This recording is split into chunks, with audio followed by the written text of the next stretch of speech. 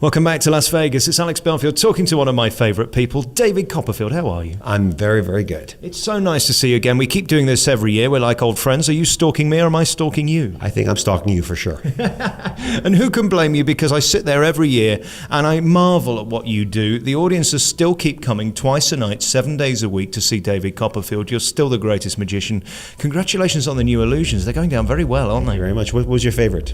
I love the mind play one. You do a thing where there are 100 words, and I'm not going to give away the trick, but it's very clever. And it just looking around, it's so great to see the looks on people's faces, of course, of how does he do that? How do you do that? Well, they all get to experience it. It's the kind of, we're trying to do a lot of magic, what happens in people's hands.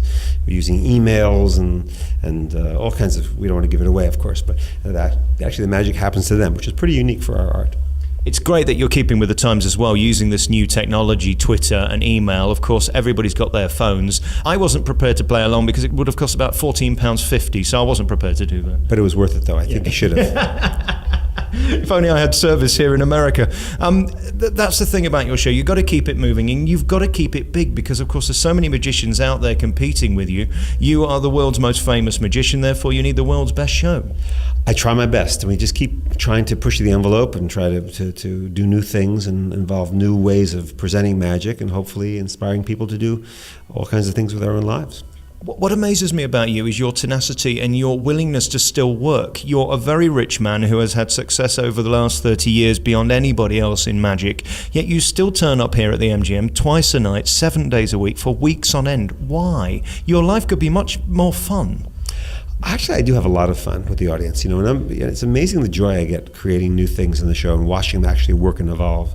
I'm having you wait in this little room here because I'm just tweaking and rehearsing illusions on stage as we go, and I really enjoy that process very, very much. And you can tell, because that's the joy, isn't it? I mean, you don't want it to become stale for you. If you're not having fun, we're not going to have fun. Exactly, and having new things all the time is very rewarding for me. What always amazes me about people like you take such dangerous risks, like using animals in the show and foreigners who don't speak the language. It's a very brave move. Yes, a foreigner like you, actually.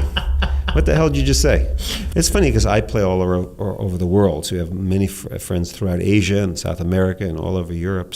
And when I'm in their countries, I speak their language. I have all written all over the stage. I kind of get through it in Chinese or in French or in Spanish or in German. But they come here, expect me to speak those languages, and of course I can't do that for the whole group because they all here in the same room. So it's really fun. It's a great challenge, and we try to make the best of it. And of course, we all know you're a sex symbol. The ladies adore you. I could see the looks on their faces. You were looking to be kind of weird. Yeah, it was your duck. That's what it was. It wasn't you, it was the duck. Is that what you call it? Does that ever get normal where people, I've just seen a load of fans coming out who were so thrilled to meet you and see you and shake your hand. Does it ever become normal adoration? It's something I've never experienced. Oh, I think people are really nice to me, and people are very, very warm, and I'm very, very lucky that the people that follow my shows and me on social media are really, really nice people, and so I'm very lucky. You've got your billboard outside the MGM Grand in Las Vegas, 1 million foot high. I mean, you're the first face people see when you land at the airport. It's that big, the poster. You can see it as you come in on the planes. It's extraordinary the success you've had. And for the amount of time you've had it and you're still at the top of the game, do you still pinch yourself and think, Christ, I've been lucky? No, it's normal because my head is that big. No, I'm joking. No, I'm very blessed to get that kind of promotion, that people will think enough of me to keep me in the game. Is this still the best place to do it? I mean, Las Vegas is so associated with greatness, whether it be Frank Sinatra, Elvis, or indeed the top magicians. I mean, this is the capital of entertainment. Would you ever take the show anywhere else permanently?